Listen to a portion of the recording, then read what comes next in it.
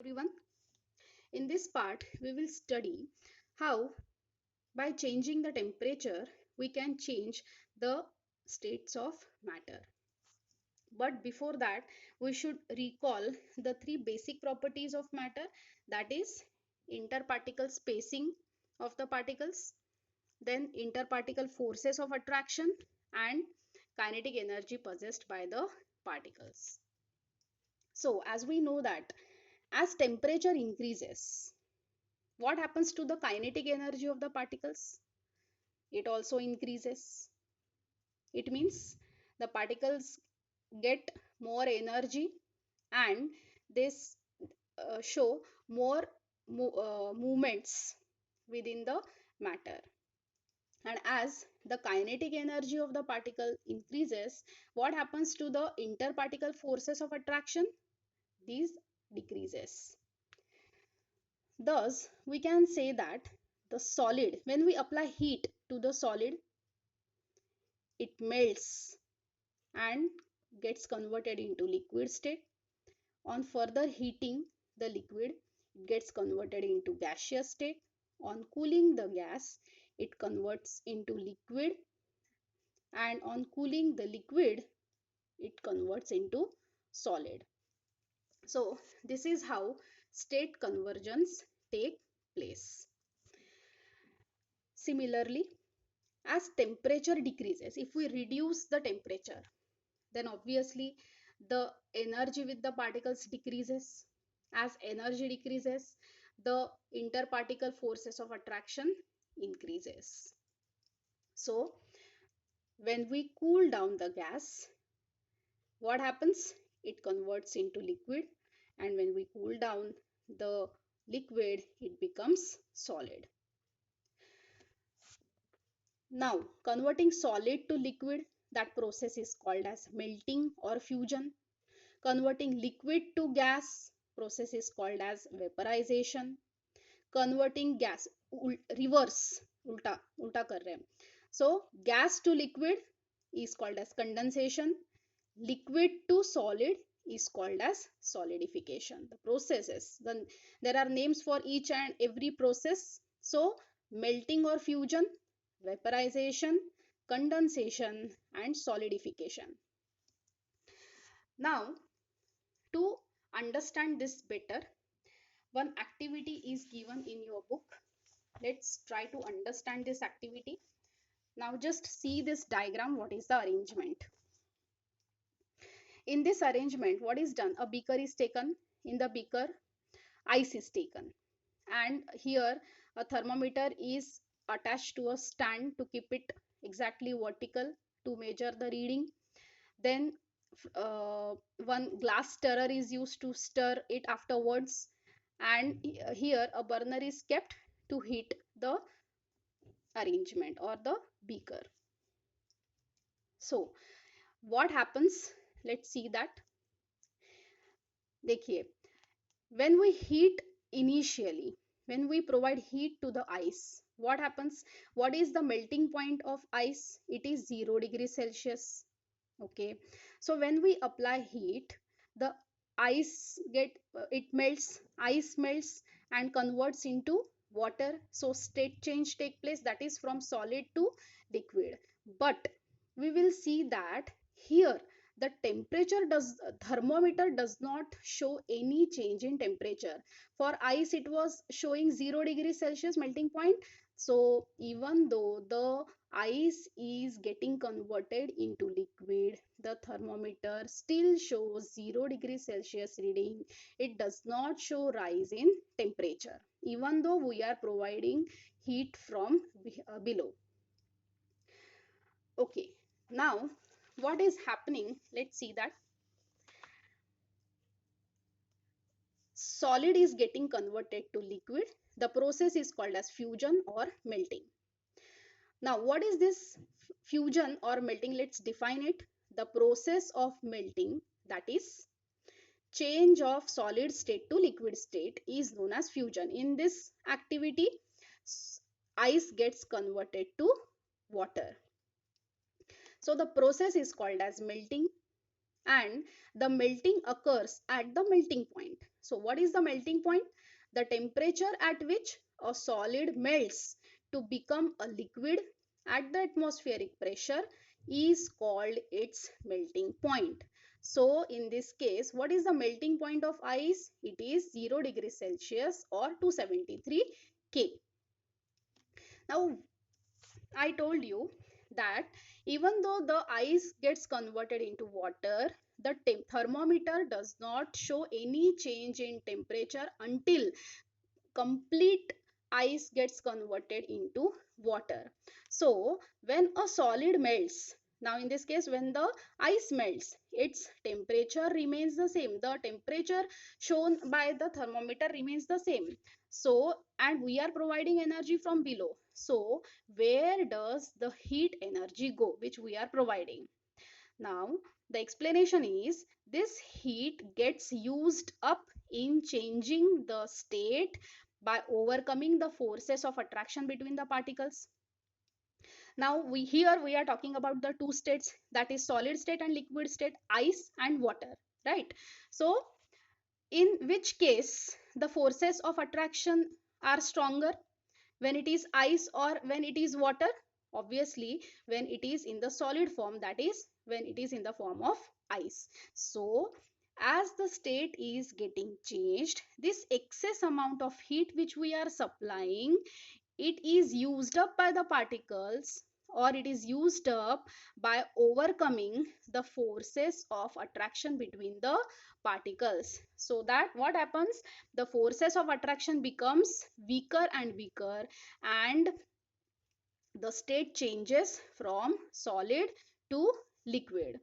This heat is known as latent heat. Let's see what is the meaning of latent heat. Latent heat of fusion. Why fusion? Because solid to liquid, that process is called as fusion. So that is latent heat of fusion. So the latent means hidden. The amount of heat energy required to change 1 kg of solid, that is ice in this case, into liquid at atmospheric pressure at its melting point. So what is the melting point of ice in this case? It is 0 degrees Celsius. So what is happening?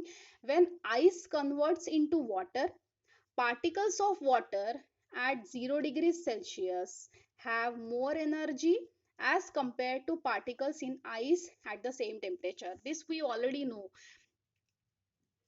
Particles of water have more kinetic energy as it is in the liquid form, whereas particles of ice, they are in the solid form, so less amount of kinetic energy is present with them.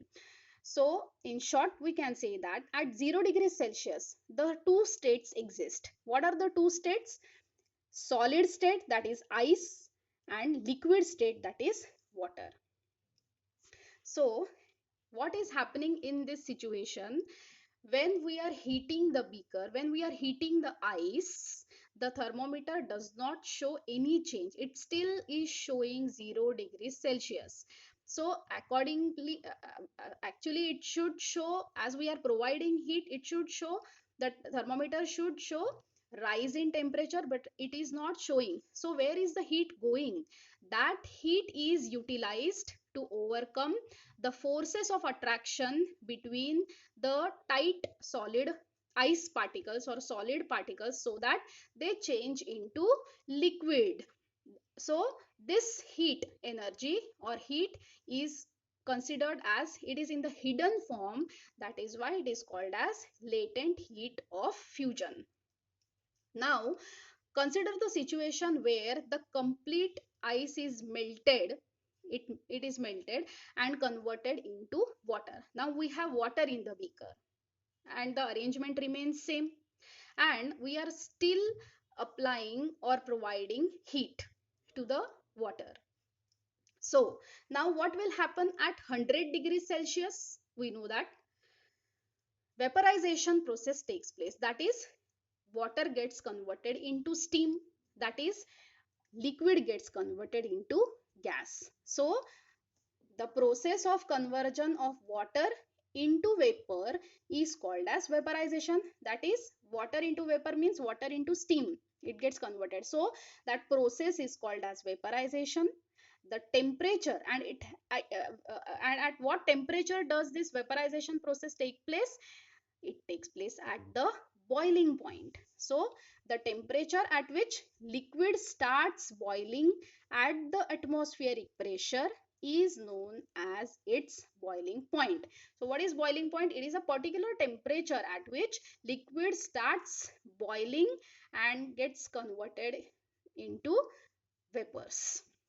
So what is the boiling point of pure water? It is 100 degrees Celsius. Why pure water is written over here? It should be distilled water with no impurities. Remember one thing, if impurities, lot of impurities are present in water, then its boiling point shifts and it is no longer 100 degrees Celsius. So it will be more than that. Okay, now again, when such change in state is taking place, that is from liquid state to vapor state, the temperature indicated by the thermometer still remains at 100 degrees Celsius until the entire water gets evaporated or it gets converted into steam. Till that time, the thermometer will continuously show 100 degrees Celsius. It means at 100 degrees Celsius, which is the boiling point of water, two states of matter exist, or two states of water exist, that is the water state or liquid state and the gaseous state, that is in the form of steam. So when just like latent heat of fusion, this again some energy or the heat which we are continuously providing to the water to change its state from liquid to gas, this heat energy is used to overcome the forces of attraction between the particles. Now as we know that in liquids the forces of attraction are more as compared to forces of attraction in gas. So when liquid vaporize, its temperature remains the same until the entire liquid gets converted into vapor form. So where does the heat energy go which we are providing? This heat is used up in changing the state by overcoming the forces of attraction between the particles. So to for the state to get changed from liquid to gas, some amount of heat is required to overcome the forces of attraction. Only then the particles becomes loose and the state gets converted from liquid to gas. So this heat is known as latent heat of vaporization. As we are talking about vaporization, that is liquid to gas, this latent heat is called as latent heat of vaporization. So how do we define latent heat of vaporization? The amount of heat energy required to change unit volume of liquid into gas at atmospheric pressure. Changing liquid to gas at atmospheric pressure, that much amount of some amount of heat is required, and this heat is called as latent heat of vaporization. Again, when water converts into steam, particles of steam at 100 degrees Celsius have more energy as compared to particles in water at the same temperature. Why this is so? Because in steam it means it is in the gaseous form, and we already know that the particles present in gas form have more kinetic energy as compared to particles present in liquid state. Then at 100 degrees Celsius, two states of matter exist again. What are they? Liquid as well as gaseous. That is here water as well as steam. So at 0 degrees Celsius, two states exist, solid and liquid. At 100 degrees Celsius, again two states. This is applicable for water only, not for other substances. For water, at 0 degrees Celsius, it is present in solid as well as liquid form, and At 100 degrees Celsius, it is present in liquid and gaseous form. Now, one more thing, just take a look over here. We are talking about the melting points, that is about fusion. Okay, so if we have two substances, iron and ice.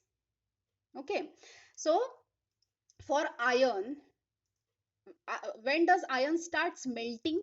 That is, what is the melting point of iron? You see, it is 1535 degrees Celsius. It is so high. What does this means? More amount of heat is to be applied to melt down iron. Why? It means the forces of attraction between the particles of iron must be very, very strong. So to overcome these forces, we have to apply more and more heat. Only then this substance will melt. For ice, it is just 0 degrees Celsius. Why 0 degrees Celsius?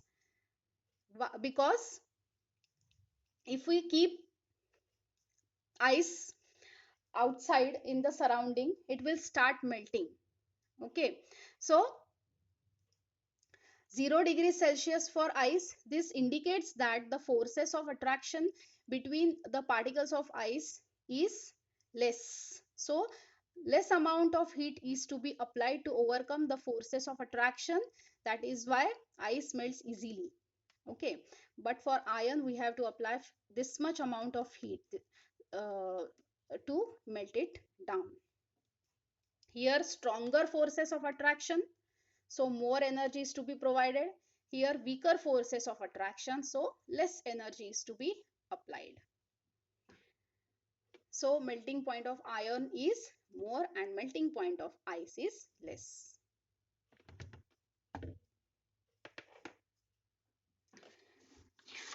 The third conversion is solid to sorry the third conversion is solid to gas directly. So that process is called as sublimation.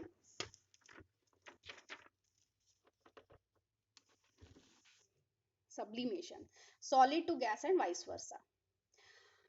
A change of state directly from solid to gas without changing into liquid state. It doesn't have liquid state. Up till now what we have seen, when we heat solid, it converts into liquid, then we provide more heat to liquid, it converts into gas, and when we cool gas, it converts to liquid, and when we cool liquid, it converts to solid. But in some substances the liquid state does not exist, that is solid directly converts into gas, and this process is called as sublimation. So when we apply heat to solid, it gets converted into gas. When we cool down the gas, when we condense this gas, it solidifies, and it converts into solid. So now the solid substance which undergoes sublimation is known as sublime. Suppose I have a camphor with me, and I applied heat to it. So it gets converted directly into gaseous state. Okay, now that solid camphor is called as sublime.